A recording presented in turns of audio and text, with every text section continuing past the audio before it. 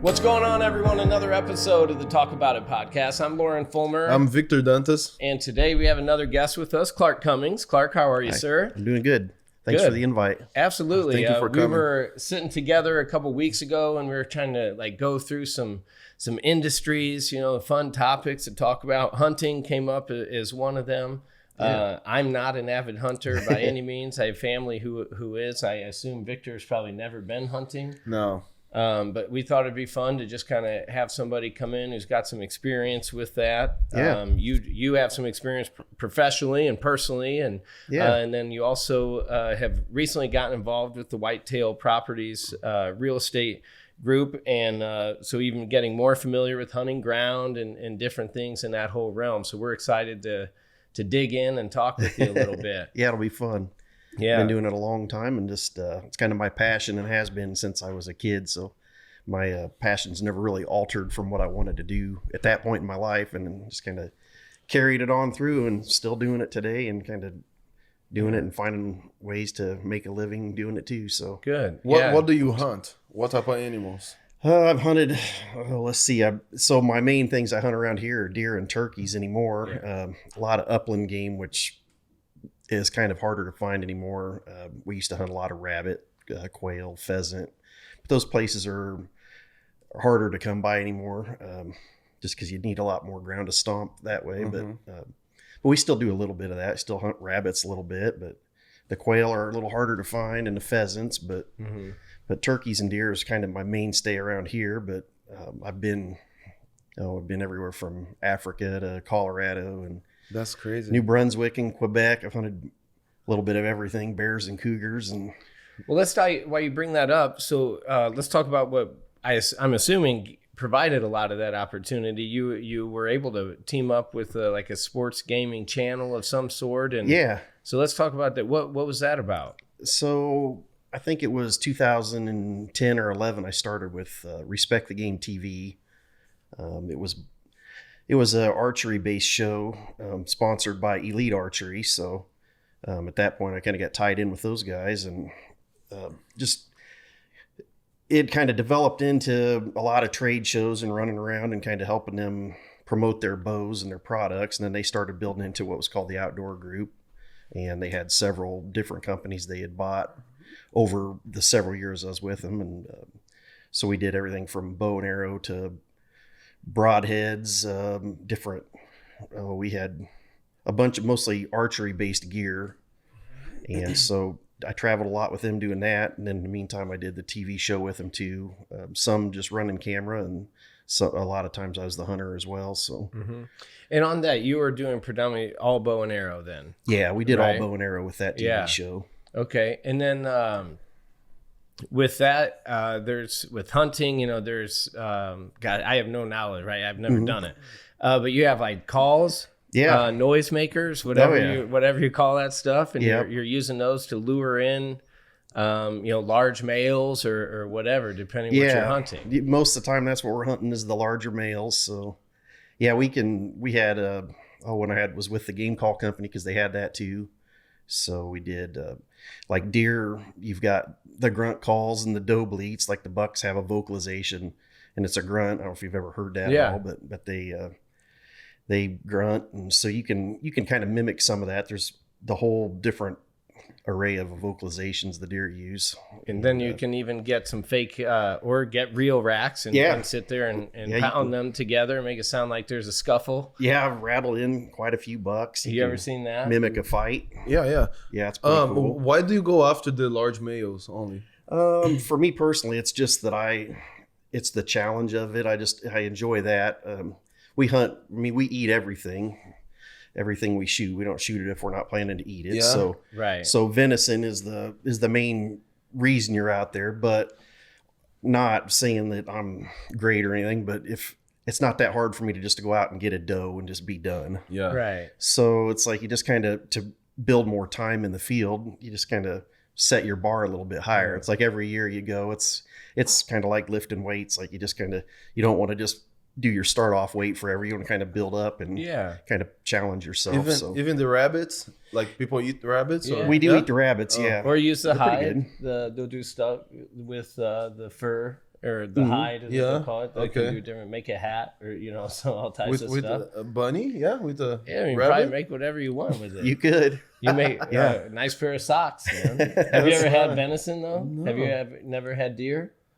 No, I don't think so. No, It's very good. It's good. Yeah. Is It's deer absolutely meat good? It's really I good. never Yeah. had. I don't think. Yeah. Yeah. A lot of times, if people would give it a chance, it's, in my opinion, one of the best meats there is. It's very good. Yeah. What other animal that it would kind of be weird to eat, but people eat, like that you hunt? Mountain lion is one Mountain of them. lion? Yeah, people eat the mountain lion. Is it good? I've never had. I that. personally never had it. We got a mountain lion, but the guy that I was with this year, we got one over in Colorado, and the guy from Wisconsin that I was hunting with took it with him. So, so I didn't get to try any of it yet, but he might bring some down for deer camp or something. Right. That's the best part too. I got buddies who hunt, and whenever we get together, like everyone usually brings something, like that, some sort of wild game that's not at the store, and we'll end up having like elk steaks.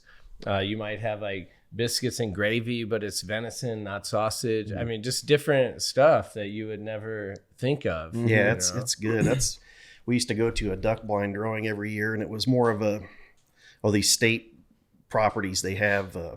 You do a duck blind drawing, so everybody gathers up, and you can bring your friends and actually have them apply too, and then put your name on, because it's hard to get. There's only 18 choices out of, and there'd be hundreds of people there, so they bring other people to try to get their name on, because you can put up to 5 people's names on the one if you draw out. Okay. But in the meantime, it's like a wild game cook-off in the meantime. So while you're waiting for the drawing, you're eating a little bit of everything. And they might have coyotes. I've seen all types of stuff. Oh yeah, in they got those. all kinds of stuff in a lot of those. What is the most dangerous animal that you like? What's the most dangerous animal that you can try to hunt, but it would be very dangerous for them to do some harm to you as well? Like bears, lions. bear, and mountain mountain lions. lion. Yeah, Mountain lion would be those worse two. than bears. Yeah, Yeah. I would say both of them are fairly safe to hunt as long as you don't get a wounded animal down on the ground and get in a chase with it. I think most of the time you're okay, but Well, the mountain lion, my concern would be like it's hunting us. Yeah. I mean, they're very sneaky and good hunters as well. yeah, And then I have a weird thing. I don't trust cats, even house cats, any cat. I don't like them. They're weird. Yeah. And they're evil. Yeah. But that's just my own 2 cents. But especially a wild, big, powerful one like that. Yeah. I mean, I would want nothing. You hear these guys in Denver, they've been out jogging or running trails. And I know one guy had to he ended up killing it. It was a baby or a younger one. Probably a full grown male is not going to just get choked out by a human most of the time. No, yeah. They're pretty big. The one we got was 130 pounds. Yeah. Raw power. Yeah, they're powerful animals. It was pretty intense just to get up. We hunt them with hounds, and then when we treat them, and once we got them treated, then you get up underneath of them. That makes and sense. that thing's staring you down, and it's right. It's like, man, I hope he doesn't jump. But it was right. It was pretty cool. Yeah, and that was your first time doing that. Yeah, that was That's just this awesome. year, and we went out and just went on public land and just kind of battled the elements and went after them. And Clark, you hit on something earlier too. Like, you don't just go kill something just to kill it. No. I have some friends and there's many people in the country and in the world for that matter. They're just like anti-hunting. It's terrible. And I think there's maybe a disconnect on fully understanding, and there are people, sure, that just go out there and just for the pride of it, kill something. But yeah. Most hunters that I know, I mean, they're utilizing as much of that animal as they can, do it in a very respectful way. Oh, yeah. I have one buddy, I will kind of get into it from time to time, but it's just because he just doesn't see, and he has that misconception that it's just people out here just shooting an animal to shoot an animal and taking it off the earth. But like, there's many uses for this animal, and a lot of these families are using that, putting it in the deep freezer, sharing it with friends and family and whoever else. Yeah, it's definitely it's a kind of a lifestyle, and it's something that it's so family based, and you can do it with your friends. There's a lot of fun in it. For most hunters, it's not about the kill; it's about the camaraderie and the fun and the build up to that. Most of the guys I know enjoy the build up, preparing for the hunt more so than the actual killing. That's kind of the it's the end goal is to get something, but that's the part you almost like the least, is to be done and to get something. I mean, you just enjoy the chase more than anything. It's just fun. You see a lot of new country. You do a lot of things. I've seen stuff that some people wouldn't believe. I've been to a lot of different places that's just I'd have never got to go without going hunting. And when you went and hunted a place, it's a different thing. Apparently my phone's going off here. I don't know what's going on there. It's all right. I was ready to tell Adam. Yeah, I was ready. It's playing music. I'm not really sure what's going on with that, because that's not even on my playlist. I don't even know what that song is. How do you prepare for a hunting? Like, let's say you're getting ready to hunt bears. What do you do? What's the process? So to hunt bears, most of the time you're going to be hunting. You're going to go up and hunt like up in the northern areas is where most of the bears are around here. Colorado's got bears. Mm-hmm. Wisconsin, where I went was Quebec. But what we do there is you go up, and most of the time you're hunting with a guide. It's vast wilderness most of the time where the bears are at. So they bait. Personally, for me, when I went bear hunting, I was going to go to film with a guy, and it was just not on my bucket list. You watch it on TV, and it just seemed like, I don't know if I like this, just throw out a bunch of bait and then a bear walks in and you shoot it. Right. Well, once you get up there, you realize why they have to bait, because the wilderness is so big that, I mean, you're just miles and miles, and you look and you're just this little speck on the map, and you're trying to get your bear to that spot.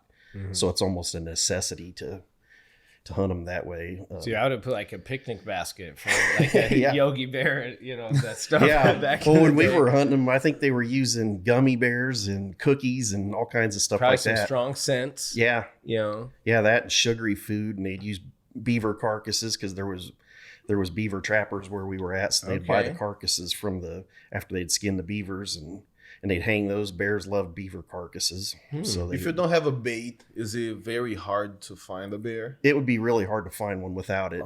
Some of the guys do it with, they do hounds. They hunt them with hounds. Like in Wisconsin, I've got a buddy that hunts them pretty hard, and he chases them with hounds. The hounds will run a bear up a tree too, just like a mountain lion? Yeah. Yep, they'll tree them. Why wouldn't that bear turn around and just wreck shop on the dog? Sometimes they do. Yeah. And sometimes they even wreck shop on the people, but yeah, it just depends on what the temperament of the bear is. Mm-hmm. And some of the guys, they just go hound hunting. Like my buddy, his favorite thing is just to go run their hounds chasing the bears, but then they don't even shoot the bears. They just go, they do it. The dogs love chasing them, and he loves being there, and then just let it go. Yeah, they just let it go once they find it. Right. That's cool. Yeah, it's kind of cool. I was hiking some trails in Denver a few years back, and the thought of a bear or really anything hadn't really crossed my mind until on the trail you start seeing some fresh number twos. Oh yeah. Wait, scat? Is that what it's called? Is scat, that like the term? That's one way to do it. Okay, but and you're like, that looks awfully fresh. Like I'm pretty sure that was from this morning. Like it's got to be close. Yeah, it's kind of eerie. I feel that's probably would be if you're not using bait or anything like that. You're wandering through these trails. You're probably looking, following tracks or But dogs would be a huge key. Have you ever found yourself in a very dangerous situation where an animal was very close to you? I was in Quebec, I was in New Brunswick. We were hunting moose, and I had a full-grown moose come in there. We had two of them coming, and we were calling, and the guide was calling, and I was actually just running camera, and the guy I was with that owned the archery company, I was filming him. And the two moose were coming, and the smaller of the two started circling around. It was still a really big moose, but of course he's waiting on the biggest of the two. And so the smaller circled around, and it come my direction. I was to the left of the guys that were hunting, and I'm filming, and it kept getting closer and closer. And this was my first time really moose hunting, the first week I'd ever done it.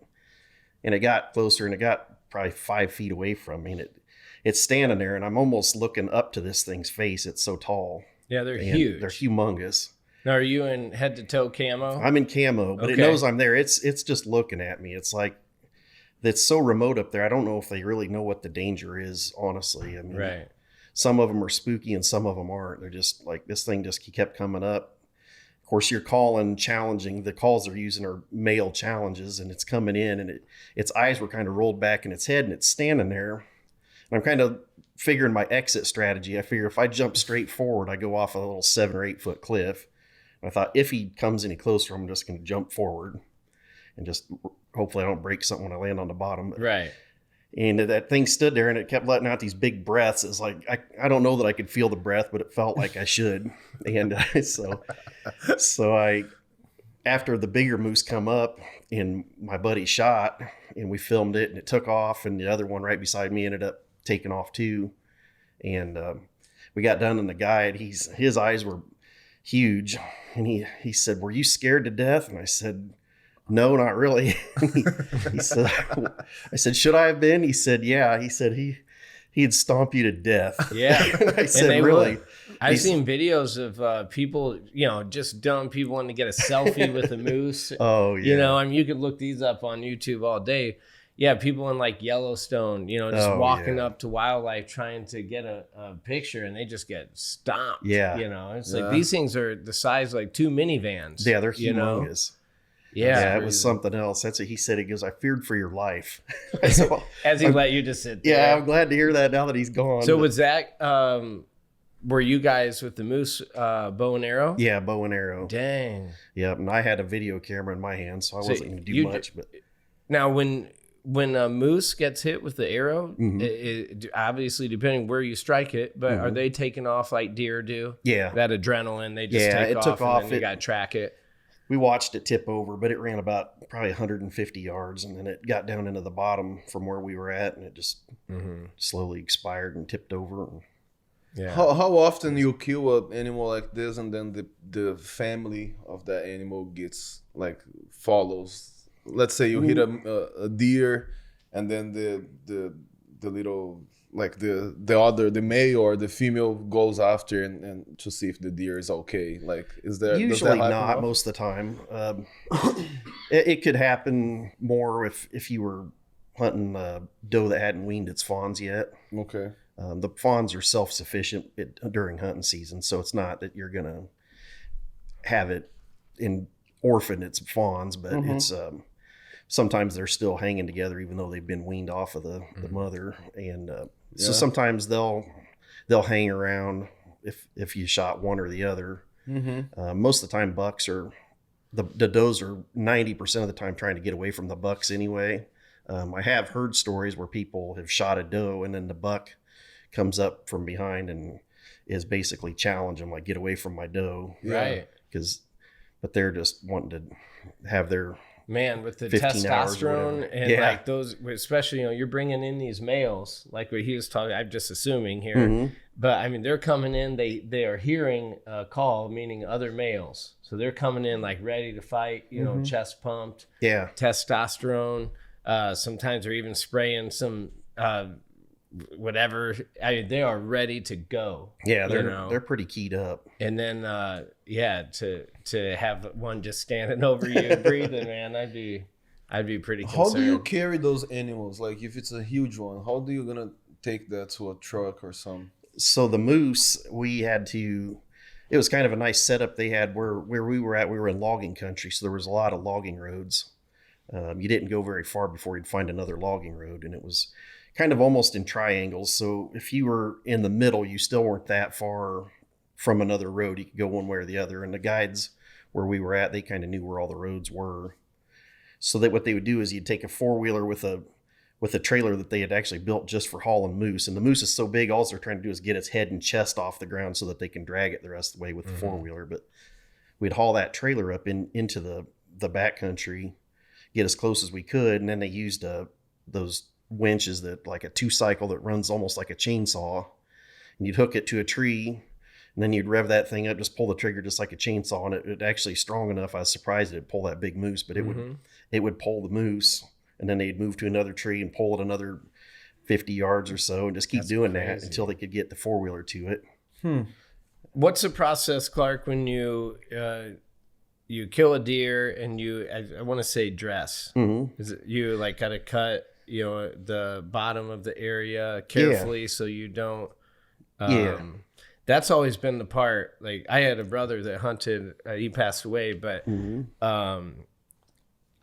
he'd always have him hanging from the garage, and he would always do that stuff. And to me, I was like, I don't think I have it in me. Yeah, I don't think I literally have it in me to take a knife and just start cutting into this animal down, and taking out some of the guts and the unneeded.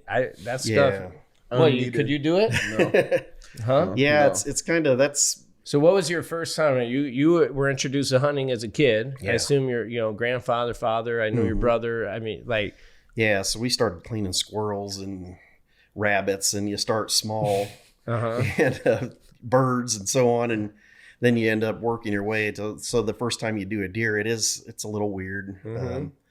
It's almost like a doctor going to surgery or so on. But if you do it right, it's not a huge mess or anything. Everything's kind of encompassed in its own. Yeah, everything goes together, right? Yeah, it kind of comes out together. Organs. Yeah. If you do it right. If you do it right. If you cut some of the stuff that keep that together, then it creates more of a mess. But most of the time, it's not too bad to do. You can do it and get cleaned up pretty easily. But Now, what part of that besides the meat, like use a deer for example? I know heart. Yeah. Has I think more of the last few years have become more sought after. Yeah, people like the heart. My wife actually really loves the heart. That's her favorite part. Heart meat to me is just okay. People do keep the livers. Health benefits of the heart. Yeah, they say it's really healthy. I only eat chicken hearts. I never eat like cattle or anything else. It's good. It's got a different texture. Chicken hearts so good. Where are you picking these up at? Well, you never ate chicken heart? Never. In Brazil, it's very traditional. Like you really? go to the grocery store, there's only chicken hearts. Oh, really? Like so, if there's 30 chicken hearts in the thing, it means of course, 30 different chicken. So hearts. how? It's like this size. You'll grill it. Grill it and they put on a skewer. Yeah. Ah, okay. It's so good. It's so good. Yeah, I've had I quail will try. heart. Look, I will eat anything. If I watch you eat it and you're fine, I'll eat it. Yeah. I'm not picky. I'm like I don't. But to me, like if I see someone else eating it and they're totally fine, like that's where I could go to another country and just I'm gonna try it. Yeah, chicken heart sandwich is so good. Oh, I want you to make me one. Yeah, that sounds pretty good. Yeah, have you had chicken heart since being here in America? No, nobody here knows about chicken heart. Nobody even knows about chicken feet, chicken paws. I have chicken farmers. I'm sure I can get you some chicken hearts.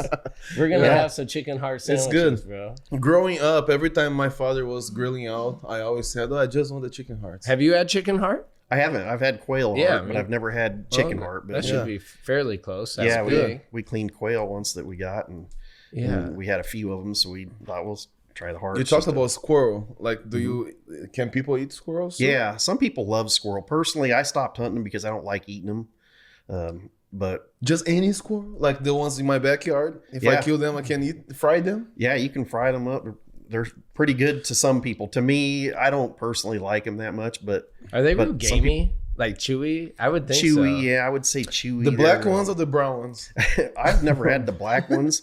I've only had just the regular fox squirrels, and I've never really quite decided what the black ones are because we never had them around That's here. what I was just gonna say. When we were kids, those were not here. Yeah, it was just so I'm not sure if that's a fox squirrel color phase or what exactly. Then the gray ones, you can go to like Carbondale and see a whole bunch of they're like gray. Yeah, we're starting to get more gray squirrels around here that are actual full gray squirrels, but the black ones are a little smaller, so I don't know if it's a hybrid between the two. They gotta be, because they are way smaller. I'm not sure. It's really, we just, out of the blue, we started seeing, it's like, wow, that's neat. There's a black squirrel. And then pretty soon you got a few. Yeah, now it's like there are almost more of those than there is anything. One time in my yard, I'll have a gray, black, brown. Like you almost will see them all the time. I have two black ones in my backyard. They're making a mess. They're destroying things. I would like to hunt them. Yeah, you can. They're fun to hunt. Get a BB gun, man. I enjoy hunting squirrels, and if you're out, it's kind of the beginning stage of woodsmanship. A lot of people cut their teeth squirrel hunting, and it's fun. And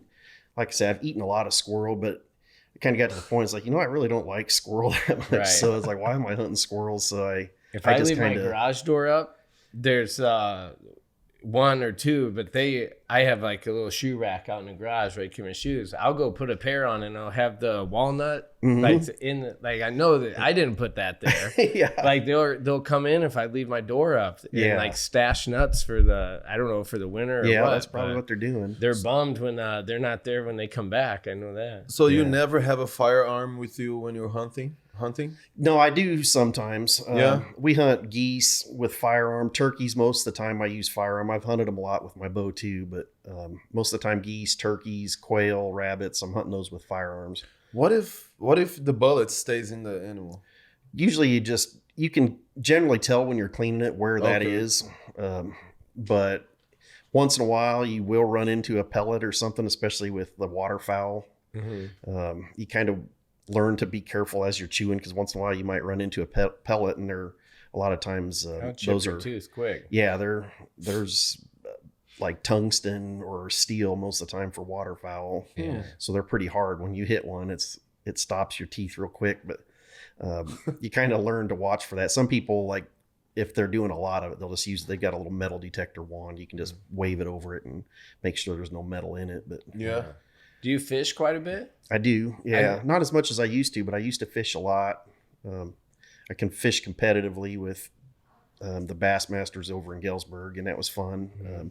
Galesburg Bassmasters is just a local club, and then fish the Illinois State Federation tournaments a little bit. It's been quite a few years, but more now I just recreational fish. I just went back to my roots and just I enjoy panfish as much as anything. So I put everything back to the whole dressing part. I don't want to clean them, so I just put them back. I like to catch and release, but I love going bass fishing, and at the end of the day, your thumb's all roughed up from holding them. That's like the best. It is awesome. Yeah. Have you fished? A couple of times. My father likes to fish a lot. I always lived in bigger cities, so there's no.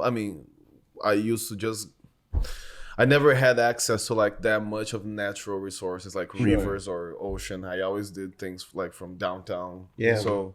But my father, he always traveled to go to the rivers, and he likes that type of stuff. Yeah. I never had that much access to it. Basically. He grew up in Brazil. That's cool. I just sent him a picture I saw on Instagram. Remember that beautiful river? I said, hey, man, it's in Brazil. I'm like, you got to take me here. He said, that's full of anacondas. I said, never mind, man. We don't have to deal with that around here. Ever hunted snakes or no? When I was in Africa, we come across this snake track that I thought it was neat. The guide was not very happy to see it because we were walking into our blind, and it was like this. It almost looked like a crooked wagon wheel trail, like it was going in and out. And I'm looking and kind of, what is that groove? And he looks down and he says, oh, and he stopped immediately. And he says, you know what that is? And I said, no. And I'm trying to think of what kind of snake. Oh, black mamba. He said, it's a black mamba. Yeah, and I said, well, that'd be kind of cool to see. He said, no, you never want to see a black mamba. No. He said, I promise. He said, they hunt you. Yeah. He said, when they see you, they're after you. It's not like a snake that you're used to that runs and scurries the other direction. Yeah, you hear me scream, slithers away. Yeah. He said, if these things see you, they're coming. And they're fast. Something and they're very fast, he said. He said, you do not want to see them. Yeah, he said, I don't think they're going to run away. Are they venomous, or they'll just very choke venomous. you out? I think they're very venomous. Really? Yes, they're He bad. said that it was the most dangerous thing that they had where I was at in Africa, and they had leopards and lions, and he was more scared of the black mamba than anything. Wow, so that was the only time I seen him just kind of stop what he was doing and just like, no, his eyes went on 360 immediately. I was in the woods with we were in the Ozarks and out doing a bunch of camping.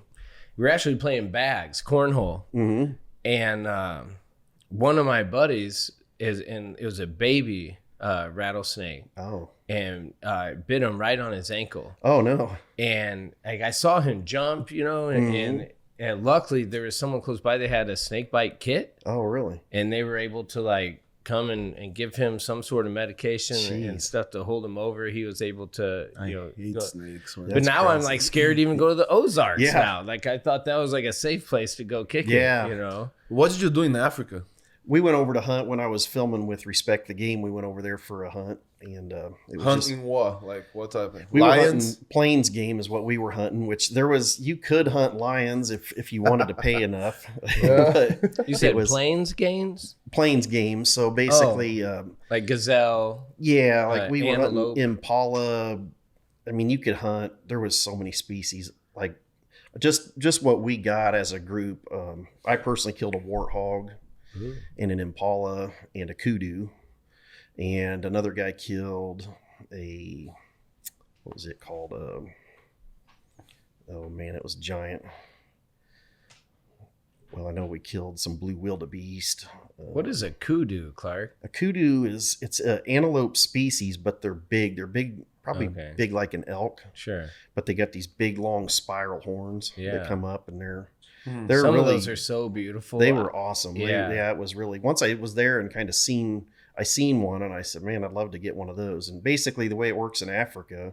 What part of Africa? South Africa. Okay. Yeah. We flew into Johannesburg, and then we drove about 5 hours after that and went through, I think it was Pretoria, and ended up, I don't remember what the town was closest. It was really, really small, but it was very remote where we were at. I mean, you just drove, and they get on these roads and go 100 mile an hour and just flying.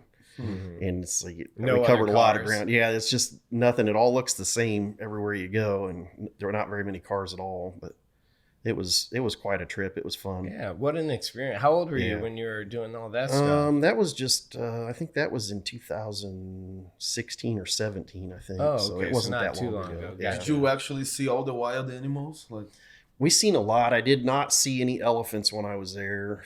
I didn't see any lions or leopards. Giraffe? I seen giraffe. Yeah, we had giraffe really close. And basically the way it works when you're there, like you don't know what you're going to see.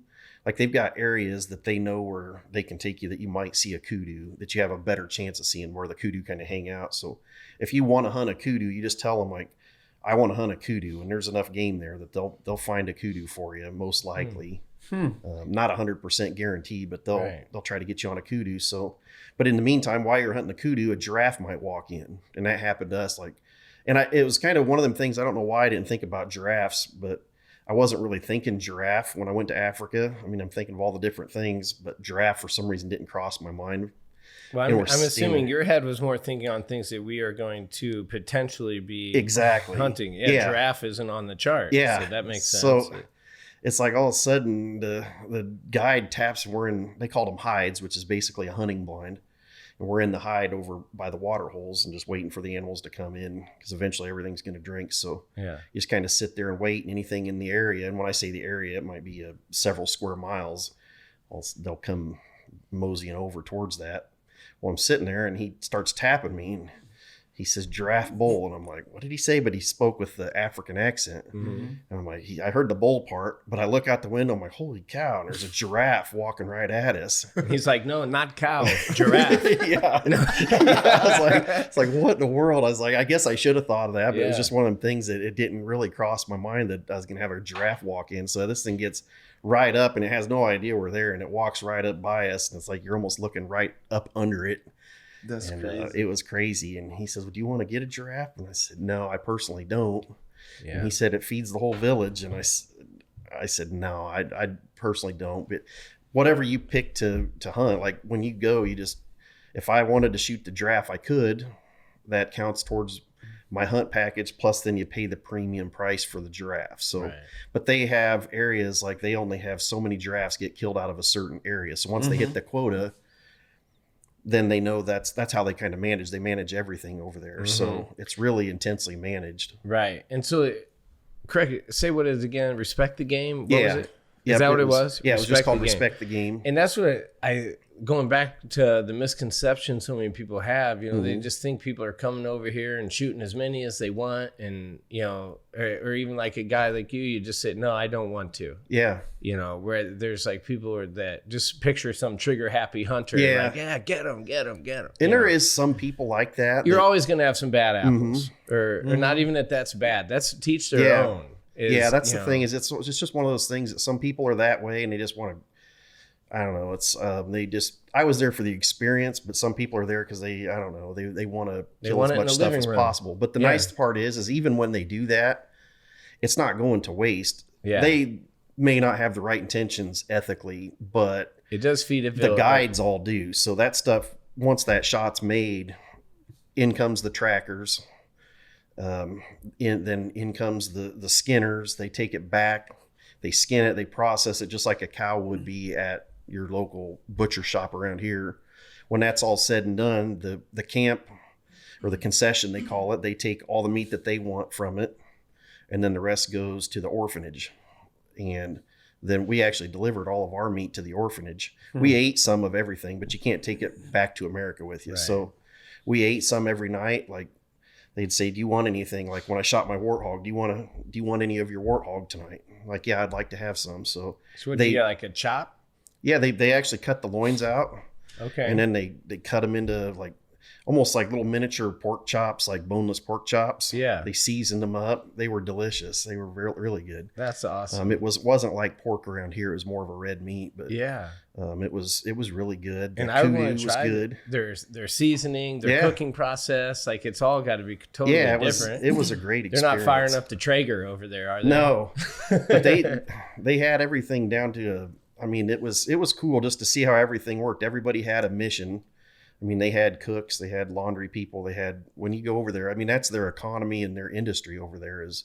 How awesome. Yeah. So if people shut off the hunting to Africa, the whole place is going to be it's going to be in major hurt, because that's how a lot of people, you wouldn't believe, just us being there, because our money goes a long ways there. Right. So a $5,000 trip to them, it supports their economy for for quite a while. You just gave me a whole new argument with my boy next time we're talking and he's trying to say, but yeah, that's a great point. These communities are thriving and dependent upon it. Not even maybe thriving, not our definition of thriving, but for them, very much. Yeah, very important. Very important part of their world over there. Yeah. They really hate the way that the Westerners, they call us, they don't like the way the Westerners look at their... They said they don't understand what goes on here. We have to have this. Right.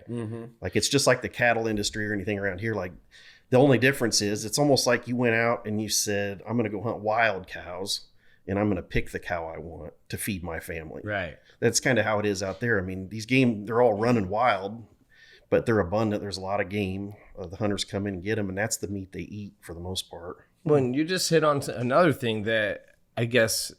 Yeah, with them looking at that, quite often Americans, we see our way and then we're like, man, we need to save these countries over here and make them start thinking how we, they're wrong. Yeah.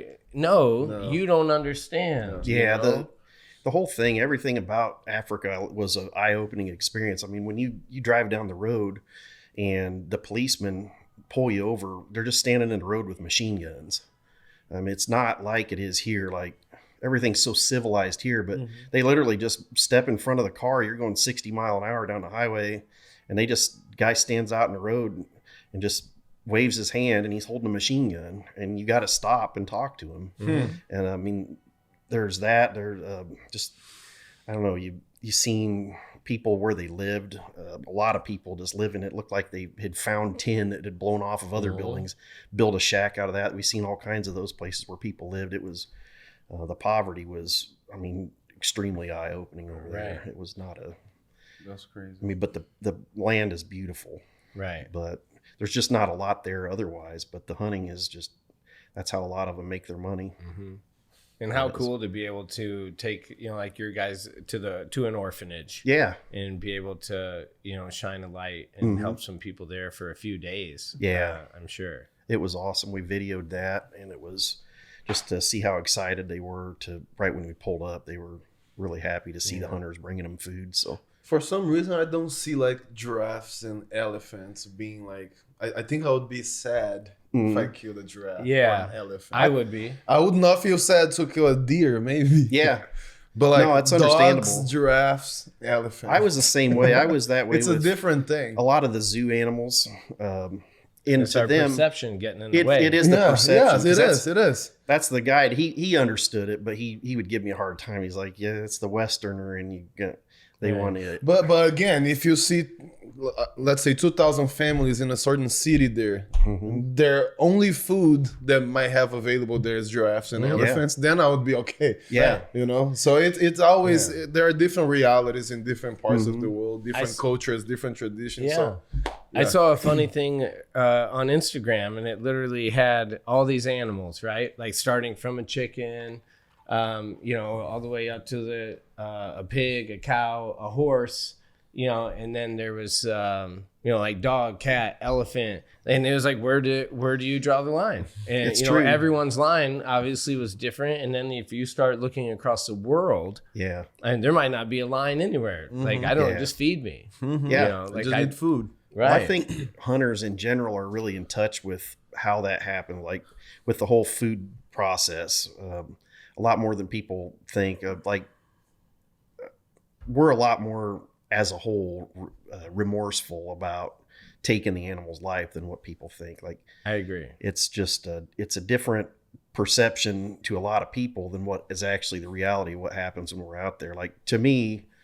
I work almost every weekend of the year working towards my deer season. And when I say working, it's not really work because I enjoy it, but it's physical labor. I'm out there, and I'm planting native grasses.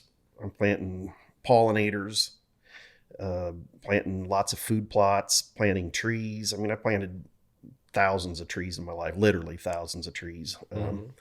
It's just, but a lot of people aren't doing that.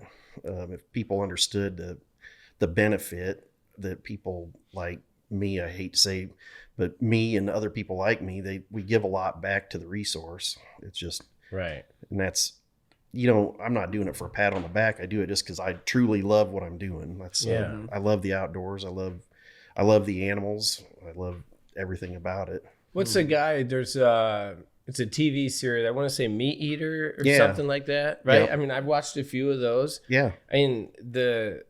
The guy is so knowledgeable. Yeah. He's passionate. Yeah, Steve Ranella. Is that, so I don't even know his name, but you can tell, talk about pride. Oh yeah. And knowledge, and then trying to do all of these different types of stuff with it, different types of meals, and it's just really cool. Yeah. But yeah, I think just getting I would like to think that is how the majority of hunters try or inspire to be. I think so. I think, like I say, a lot of times, especially the newbies, I call them newbies to the sport because they come in and there's certain ones that think, oh, this is manly, or I'm going to do this just because it's cool and all the testosterone's flowing or whatever. But it's, once you've done it, I've seen a transformation in people that have done it. It's like there's a process that, and there's actually, when you go through the hunter's safety course, they walk you through that. I don't know if you've been through that, but it kind of gives you the steps and stages of being a hunter. And it's like the trophy stage, the sportsman stage, right. On and on. It's like basically one is I'm here to show off. And the next one's I'm here because I want to kill stuff. And the next one is I'm here because I want to eat. And it goes on. I don't remember how all of it goes, but basically it kind of walks through that. And the final stage in that is just, you learn the respect. But when you spent that much time around the animals and you kind of get to see them interact, you gain a new respect for them. It's just something that, to me, it's easy for me because I'm out there all the time. I get to see how people react, and the bad seeds, you kind of push them. Like, I don't like the way he's doing things. His heart's not in the right place, but most of the guys are good. Right. They're really, they're out there because they enjoy the outdoors and they want to improve the outdoors. So you've been able to travel different countries. You mentioned Canada, Africa, obviously United States. Mm-hmm. Do you got like a bucket list place? Like, man, I really want to go check out this place. Well, I'd love to go to Montana just to see Montana. Probably would like to hunt elk out in Montana. Would be a top-notch place. I'd love to go to Alaska moose hunting someday. Have you been to Alaska? No, I have not. No? Yeah, me neither. I'd love to go there. Cool one. Yeah, I think it'd be I've heard in Montana, the state is like wide open. You talk about being in like the middle of nowhere, not houses. I would assume you could probably get lost in Montana pretty easily. I would think so. Yeah. Yeah. I've got buddies that have been there, and they always tell me you need to go sometime, and I really want to. I just haven't made it there yet. Yeah. What about hunting anacondas in the Amazon in Brazil? I would probably go do it if somebody. You had a guide? If I had a guide. You trust Victor as your guide? Well, I don't know. Should I? I never been there. 99% of Brazilians never been to the Amazon. It's extremely dangerous. Yes. Yeah. I bet. And only the indigenous people and people that lives close to the Amazon would be willing to actually go get on a boat and go through those rivers. Yeah. I would not go. I would not even go with a tourist guide or anything, because I know you need to have some experience to even be there as a tourist. Yeah. You know? Yeah. So other than anacondas, what else? What are we scared lion, onça. I don't know how you say onça. It's like is that like a jaguar? Or? Yeah, like a jaguar. A lot of those. Yeah. Not and those things will drag alligators in Cayman, like right out of the water. Yeah, alligators, the snakes, like all the crazy animals that nobody ever seen as well. Sure. Like mosquitoes, different bees, different types of wasps, like everything that you can think the Amazon will have. Like spiders that you've never seen in your life. I watched that Naked and Afraid. My kids that get into that, we used to watch them all the time. Yeah. How are you going to... I mean, it's bad enough, right, to just get dropped off there and the mosquitoes, and then you're fully naked. And these people got like bug bites head to toe, and I'm like, I would be tapping out right now. Yeah. The Amazon is a whole different thing. You know, only scientists go there to find new species of plants or animals. But they say there's thousands of unknown species. People, and they're probably evolving. Like like we mentioned, the squirrels, even just in our area. I can't imagine over time in the Amazon with all of this stuff just continues to evolve. I mean, the Amazon is huge. There's still tribes in there that never had access to the real world. Wow. Never seen a TV, never seen people wearing clothes. So you will see even videos on YouTube when people find tribes. The tribes are all like acting defensive, wanting to kill the humans because they think it's just monsters. Who's this guy wearing this thing? What's the matter with these people? I know they are. They're the devil. They think they're the devil. You know? And then they try to give bananas because they only eat fruits. So like they show banana, I'm good. We're good people. Showing like fruits to give to them. As soon as the bananas are gone, they're still dead. Is it Papua New Guinea still has a tribe that is cannibalistic, I think. Yeah, I've seen that. There was one guy who was like trying to preach the word of God or something and went to, and he got killed. Wow. You know, he was like, with his Bible and was ready to go and like tell these people about the word of God. That goes back to what we were saying. It doesn't mean that you believe in something that you're gonna go to another place that people never heard about that thing. No, they don't even know humans exist. Yes, and then you're gonna try to go and teach them something that they never heard. No, you're a monster for them. Just need to respect other people's space. 100%. I think so. And beliefs. So that's the thing, is every culture has its own beliefs, and I think you just need to respect that. Exactly. So, Exactly. So, well, Clark, man, I hope you enjoyed your time with us today. We appreciate you kind of shining a light on hunting and also your travels and experiences. It's been a pleasure. Yep. Yeah. I had a good time. Thank you very much for coming, Clark. We'll find you a different guide for Brazil. But we appreciate you, man. Yeah, I appreciate you guys having me over. It was fun. Thank you. Clark Cummings here with us, also with Whitetail Properties Real Estate. You guys can look him up, but we appreciate it. Hopefully you enjoyed another episode of the Talk About It podcast. This is Victor Dantas. I'm Lauren Fulmer. I stole your line today. No, you're good. Thank you, guys. Thank you, guys. See you next week. Thank you. Thank you for watching this episode of the Talk About It podcast. I'm Victor Dantas. I'm Lauren Fulmer.